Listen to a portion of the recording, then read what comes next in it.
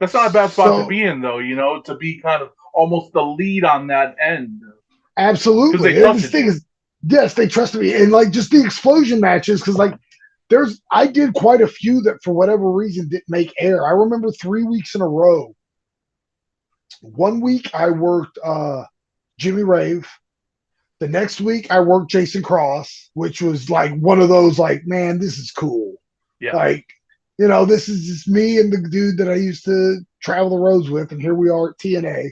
And then the next week it was a 6-man where it was, and I cannot remember the teams to save my life, like who was on what team, but I know it was me and Matt Seidel and Delirious and Jimmy Rave and like Matt Seidel, one of Matt Seidel's trainees and Shark Boy. And after every this is really was part of the wool of pro wrestling started getting pulled over, unveiled from my eyes.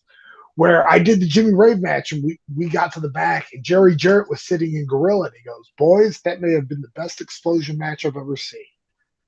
And Jimmy and I were both like, "Oh my God, we're about to get signed."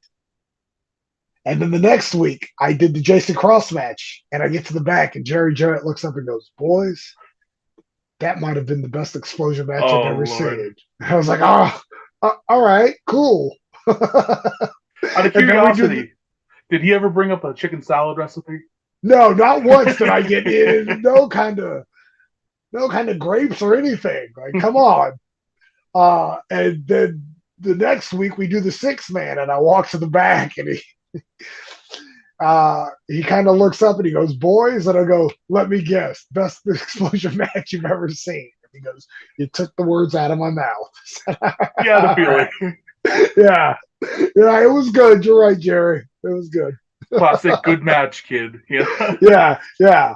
Work on your footwork, kid. Sure will.